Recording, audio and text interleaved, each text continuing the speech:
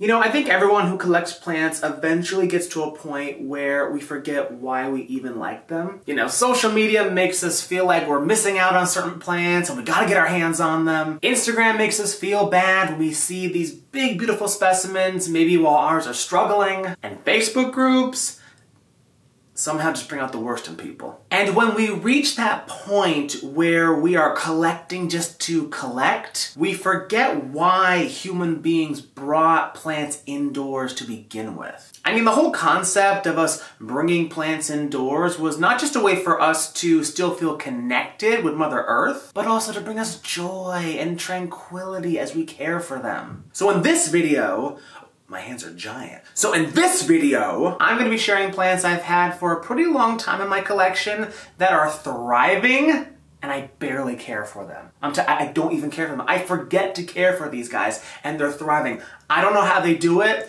I don't know what I'm doing, because I'm not doing it. They're doing all the work. All right, so let's just get into this video. Let's go! Whoa! This might be one of the weirdest, wackiest plants in my collection. This is Philodendron tortum! Oh. Now, tortum in Latin means twisted, and that refers to the way the leaves emerge from the canophyll. And there's a leaf coming in right there. Can you guys see that? It looks like a tentacle or something. It looks like a button. Do you see that? It's serving some cephalopod realness. By the way, guys, did you know that octopuses, by the way, it's octopuses, not octopi. Octopi is wrong. Guess how many tentacles an octopus has? Not 8, 0. They have 0 tentacles. Squids have tentacles. Guess how many tentacles a squid has? Did you say 6? Nope. 2. You know those 2 long ones that have the end that looks kind of like a palm, like this, and it's got the suction cups on it? Those are tentacles. So a squid actually has 10 limbs, not 6, like everyone thinks. Anyway, I digress. So yes, cephalopod realness. Tortum is native to Brazil and Bolivia, and it is a climber, although this guy, he's kind of acting like a crawler. Now, I have seen specimens that have really long internodal spacing, which basically means the space between each petiole. And then I see specimens like this that grow super compact. Guys, this thing is not getting a lot of light. It's getting a little bit of ambient grow light, but it's growing away from the light, so it really doesn't care. So these things, they don't need a lot of light. I water it maybe once every 2 weeks. I water it when I can remember. I really hope I don't drop this thing because he will snap. Look at this thing. I don't think I've repotted him in the 2.5 years that I've had him. I think I got him from Jira at Plant Corner when he was tiny. It has sized up quite a bit, even in low light. I mean, oh boy, look at the size of these leaves. They're just serving that Jack Skellington nightmarish realness right there. Are you see? Oh my God, what is this? It's almost like, it's too offensive to be a fern. It looks like it's kind of a fern, but it's not. It looks like it's trying to be a fern, but it's failing. It's just too off. It'd be like if an alien was trying to be a human. You know that Men in Black movie where the bug was trying to be a human and it wasn't fooling nobody? That's kind of like what this is. Like, he's trying to be a fern, but like, we all know he's something else. He's something crazy town. I water him with fertilizer water like I do with pretty much all my plants. You know, I use orchid fertilizer. Ain't nothing to it when it comes to fertilizer. I've used several different fertilizers. I've landed on orchid fertilizer because I feel like the aeroids, the anthuriums in particular, grow really well with it, but they also flower a lot. I think it triggers the flowering in the anthuriums a lot more so. This guy, he's such a man. He's such a man because he's just man-spreading on the shelf. He's just like, ah. Now, it may look like I have him planted in moss. I actually don't. He's planted in an aeroid mix, but I have moss on top to sort of indicate when he needs to be watered because the moss will be very, very dry when the substrate's dry. So I will stick my finger in there. I still feel a little bit of moisture, so I don't need to water him just yet. I can wait a few days. Again, guys, I water him like once every, I don't know, 2 weeks. Definitely not once a week. And he's just fine, guys. Sometimes he gets spider mites, I spray him down, and he seems to be just fine right now. He puts out some extra floral nectaries, not necessarily a distress signal. It can be a little bit hard to clean these leaves if they do get spider mites, so what you want to do is you just want to spray the whole thing down in your tub or outside on your porch or something. Let it dry out, don't have it under a grow light, do it in the evening, and then by morning, you know, the oils and stuff will have evaporated and they won't burn or damage the foliage under the light. Oh boy, this man is insane! And guys, he's not rooting, like I said, but look, his stem, you know what, I might have to repot him because his stem is so thin up here, I can't even show you. How do I even show you? Oh boy, do you see how thin, no you can't. Do you see how thin his stem is? And then how thick it's getting? One of these days, I'm just gonna hear a and the whole top portion is just gonna be on the floor. I don't know what to do, guys. I'm gonna have to repot him so that he is able to support a little bit of this stem with a larger pot. Anyway, there it is, guys. Philodendron tortum. All right, let's move on to the next one. Okay, this next one, it's actually no surprise that it does so well and thrives on neglect because not only does it grow abundantly throughout South America, it actually is an invasive species in several countries and even Florida. You can find this growing as a weed in Florida. And I have a weed right here for you. This right here. Rapunzel! Let down your well, or is it Beanstalk? Jack and the Bean... Is this Jack and the Beanstalk or Rapunzel? It could be both, right? I don't... Whatever. I'm a Syngonium for you. This is Syngonium podophyllum. Podophyllum, funny enough, actually means foot-like leaf. As you can see, these leaves, I guess, kind of look like a foot. I don't know. I guess the person that was naming it thought it looked like a foot. And this is the variegated form. This is probably the most common and easiest to care for variegated plant you can own. Guys, when I tell you I never water this thing, I don't water him until he's bone dry. He keeps pupping, guys. He keeps putting out, look, there's a pup, here's a pup.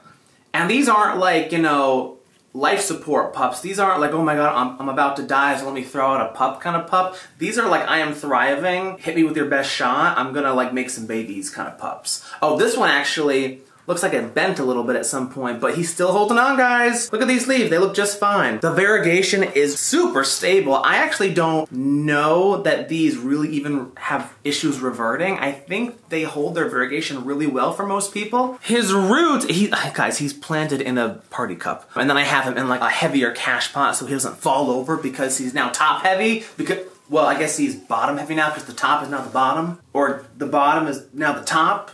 What? You know what I mean, right? I mean, guys, and when I let him go bone dry, he doesn't drop any leaves. I mean, I have seen him have spider mites, but it ain't no thing. Like, he still grows, and I'll spray him down, and I'm pretty sure that's what this damage is. If you can kind of see on some of the leaves, there's like little brown dots. That probably is spider mite damage, or it might just be like just overall neglect damage. But, I mean, I don't give a fuck. Like, look, he looks beautiful. Look at this. Look at this. Look at this. Look at this. Look at this. Look at this. Oh, look at this. Oh, look at this. Oh. Okay, I'm getting dizzy. I'm gonna put him down. This next one, guys, is one of my all-time favorites. This is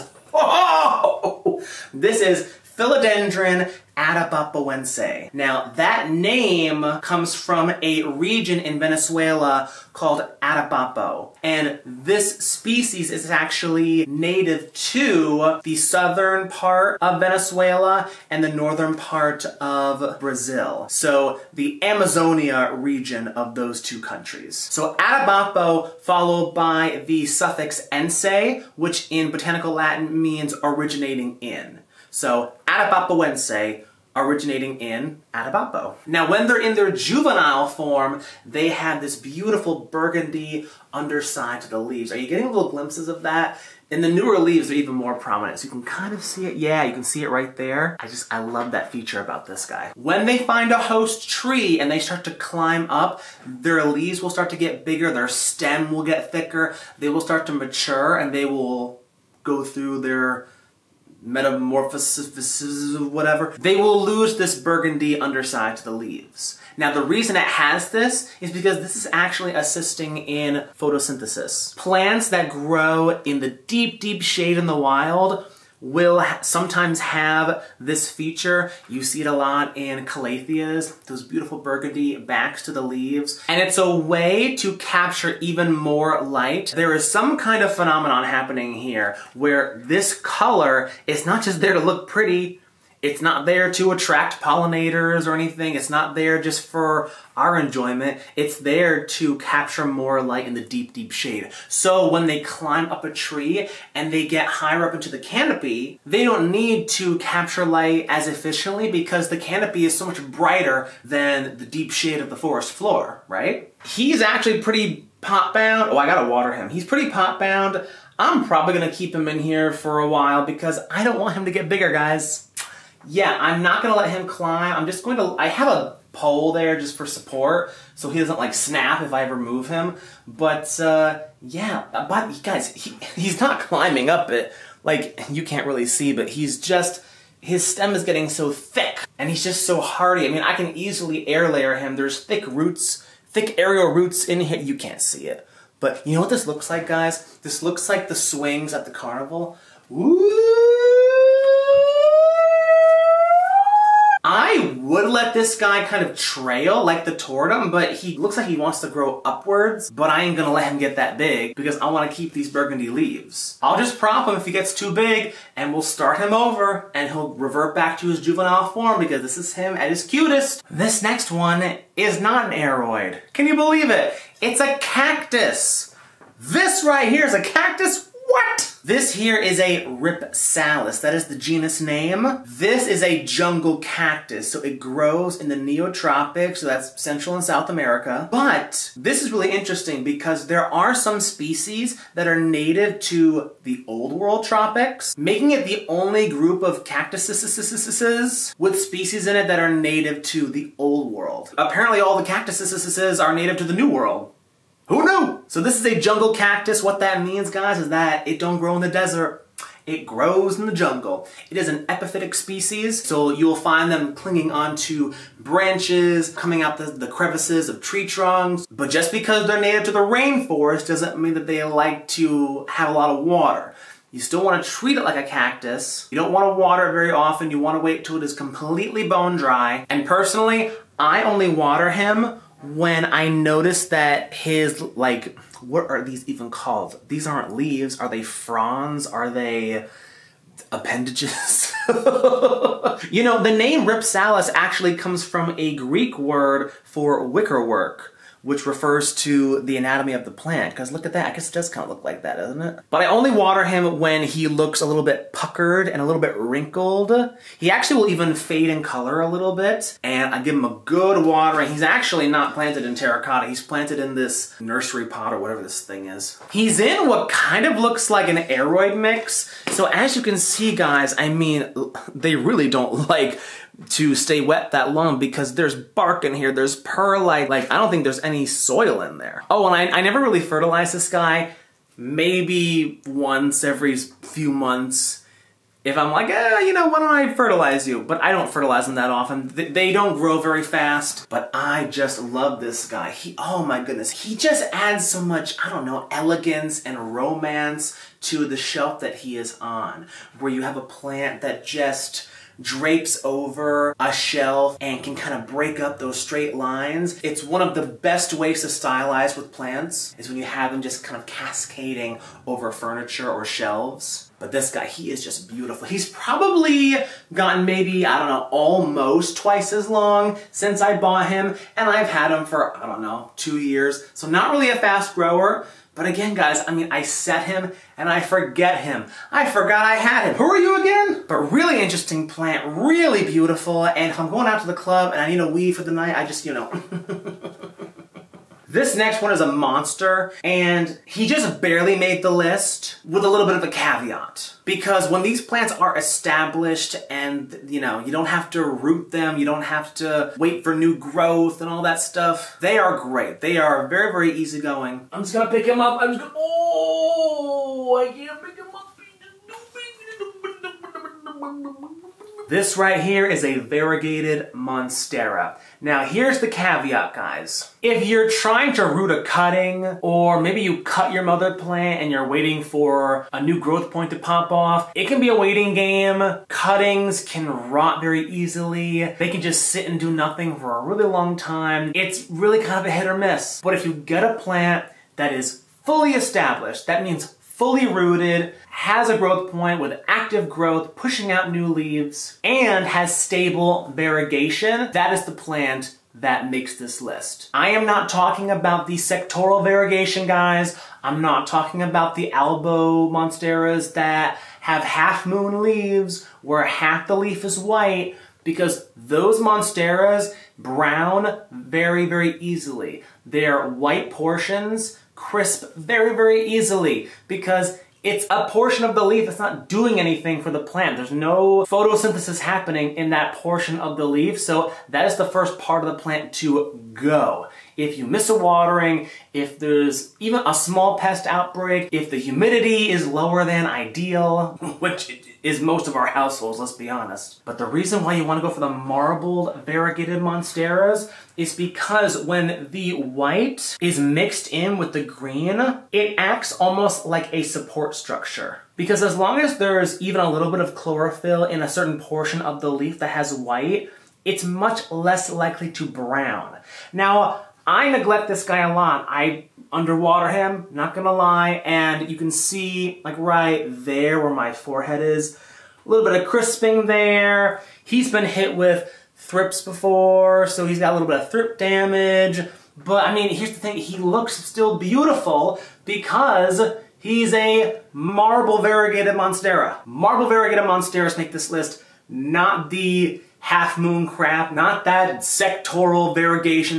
It looks beautiful, but you either need a really good specimen with good genes and a really good environment, or you need to be really on top of your care routine. Oh, and another marble variegated monstera that does not make this list is Thai Constellation. Hail to the no. Thai Constellation does not make this list. I'm talking about the small form Borsigiana. Oh, and let's talk a little bit about that, shall we? First of all, monstera means monstrous or abnormal, referring to the large, imposing leaves and all of the strange holes and splits in them. Those are called fenestrations. And the species is called deliciosa for the delicious fruit the species produces. Yeah, it produces fruit that's not only edible, but delicious, apparently. I've never tried it, but people say it's great. Now here's the thing with the term Borsigiana, guys. Borsigiana, as it stands, is considered a synonym of deliciosa. Similar how Sansevieria for snake plants is considered a synonym for Dracaena, which is what snake plants have been reclassified as of 2017, I believe. They're Dracaenas. Sansevieria is an outdated synonym, and the same goes with Borsigiana. Borsigiana was described as its own species in 1862. It was then reclassified in 1908 to a variety, which means Monstera deliciosa variety, so VAR dot, that's the abbreviation, Borsigiana. And then ever since 1951, it has been just considered a synonym. Now you might be like, okay, so Monstera deliciosa has two forms, right? The large form and the small form. No, it doesn't. Aroids are highly diverse within just one species. And I'm not talking about cultivars, I'm talking about naturally occurring species. So that Monstera cearana or whatever, that's actually Monstera deliciosa var. cearana, or however it's pronounced. And another monstera that might also be deliciosa, Burle Marx flame. It's actually technically Burle Marx's flame. And the reason why it's called that is because Roberto Burle Marx had the plant in his collection in Rio de Janeiro. They didn't know where he got it. Its origin is still unknown. So right now it's, I guess, considered a rare cultivar that's now becoming more available, but we don't know where he got it. He could have gotten it from the wild, so it could be another form of deliciosa. And the reason it's called Burle Marx's flame is because he was the only one that had it, and the juvenile leaves look like a flame. Go figure. But there it is, guys. That is the variegated Monstera. I tried to do a thing. I tried to do a thing, guys. And of course it didn't end well. I tried to put some cuttings of micans in here just to try to like see if they would grow up the moss pole and just hide the moss pole, because I hate moss poles. I think they're ugly. They don't look like they're doing too well. Maybe they'll pull through. I don't know, but I got more cuttings in my terrarium, so I can put more cuttings on this if I wanted to, but yeah, if I can find a way to cover this moss pole, that'd be nice, because I hate moss poles. I think they're ugly. Look at that. Like, look at these leaves, and then look at that ugly shit. Anyway, yeah, but that's Monstera. Oh boy, if that one was the biggest, this one is the heaviest. This is the only plant I have that has a name, because I've had him for 11 years. I got him in Hawaii at the airport on the way home because when I went to a botanical garden there, I saw the flower that this guy produces, and I just fell in love. That might have been when I fell in love with plants. I mean, I was always around my mom gardening and stuff growing up, but I mean, that botanical garden, seeing all the flowers, that was when I first saw anthuriums, and I was like, oh my god, these things are beautiful. Yeah, and I was like, I don't know, 15 or something. So this right here, can I even pick him up? Ooh, oh god. This is my bird of paradise that I have named Perry.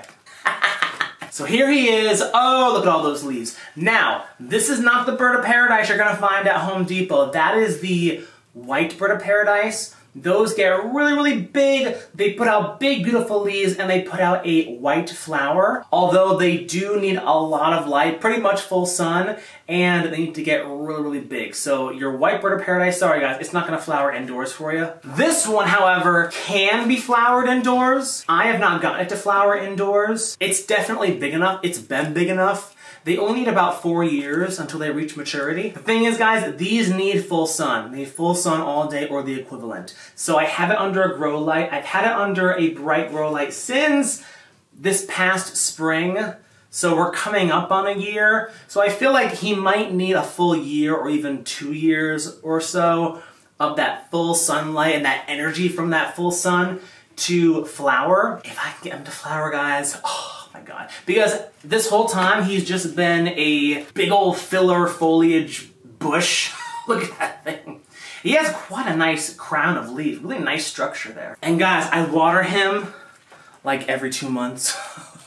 I'm gonna water him more often though, because I think he does want more water. But I mean, guys, I've had him for all these years. And by the way, I've almost killed him several times. I actually cut him all the way back in like 2020 because he had like some weird thing going on with his leaves. They were coming in kind of morphed. I was like, what is going on? So we started from scratch. So this is about 3-ish years of growth. So to give you an idea of how fast they can grow. It may look like there's several plants potted in here, but this is all from one plant. Look at that. That's all from one plant, guys. So I could divide him, but I'm obviously not going to. Hell no. Now let me tell you a little bit about him. Ooh! Strelitzia reginae is native to South Africa and was described in 1788. Reginae means queen, and it was named to commemorate the British queen and wife of King George III, Charlotte of Mecklenburg-Strelitz. So that's where the Strelitz in Strelitzia comes from. Such a beautiful plant. He's a great filler plant. Even if I can never get him to flower, again, he's a great filler plant for a corner. And oh, by the way, this is not live moss. This is decorative moss. I mean, it used to be live, but it's since been dried and dyed green because this guy, he dries out in between watering. So moss would not do well. It would turn brown. So it has to be dyed or preserved or something. But it's better than just looking at dirt, right? Ooh, and just like that, guys, we are down to the last one. And I love this last one because I don't gotta pick it up. I'm just gonna swivel you around. Let's go, bitch. This is my air plant living wall. I did a video on this that nobody watched. It got like 100 views. It's one of my first videos. So if this interests you and you wanna make one yourself, go check that video out because this thing is great. It's a great living piece of art in my space. It's right above my computer where my desk is. And guys, I'm gonna be honest, I never water this thing. You know, people will tell you, you have to spray your air plants every day. You have to dunk them in water once a week. Guess how many times I've sprayed and or dunked these? 0! You know what I do to care for this guy? I take this whole frame, I put it in the shower, I lean it up against the side of the tub, and I just let the water run on it for a few hours, and then I let it dry. I flip them all upside down so all the water pools out of them, because these will collect water. That's how they catch water in the wild. And then I hang it back up, and I do that every, I don't know, 2 to 3 months. Now, if these guys were out in full sun or bright indirect light, then they would need a little bit more water because they would be growing faster, you know, they're photosynthesizing more. But they have a pretty moderate lighting situation. This is a Soltech light. I'm not here like vouching for Soltech, you know. It's like a yellow sunlight kind of light, which I usually don't really like in my space, but I actually kind of like it behind my computer because it looks like a sunrise or something.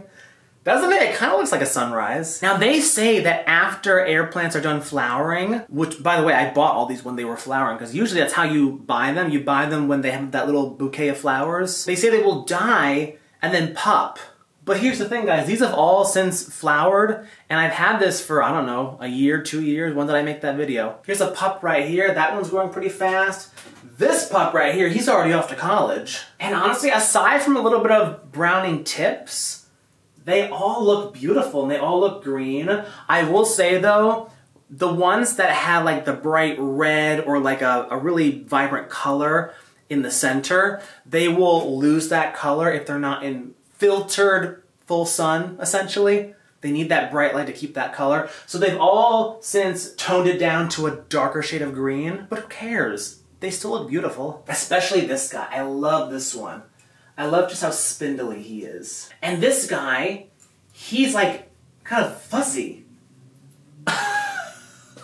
They're like little pets. And it's right next to my painting of the Pandora floating mountains. Because they're kind of like floating, they're floating, right? Ooh. And just some quick information on these guys. They are native to the New World tropics. You can find them in Florida, naturally growing there, all the way through Central and South America. You can find them in rainforests, you can find them in deserts, and you can find them in mountain ranges. So these guys are like the toughest of the tough. They can handle pretty much anything, guys. And also, they can handle nothing at all! Because I don't care for these things. Look at these things. Look, they're beautiful. I love this. I love how it's just, like I said, a work of art in my space. But that is gonna do it, guys. That is the video. If you like this video, if you like this mess, then please subscribe. It lets me know if these videos mean anything to you. So, I have been recording for like an hour or two at this point, even though this video is only like 20 minutes probably. Yeah, because I babble on a lot. I'm gonna get some water, I'm gonna go have lunch, and then I gotta work on my music. I gotta put together my set list. I have a show coming up in March here in New York City on March 28th at the Triad Theater. It's an off-Broadway theater, which is really cool. It'll be my biggest show yet. If you're in the New York City area, come out. I'll leave the ticket link in the description below and all that good stuff. I'll also leave my music links and stuff down there. You can find my music on Spotify, all that good stuff. So this has been The Mess. Jake and Zara, also known as Playing Gay for Life. Oh! If you enjoyed this video, please interact with it. It lets me know if I am making content you enjoy. Leave a comment letting me know your thoughts, and share it with a friend. This has been Jake, also known as Plant Gay for Life.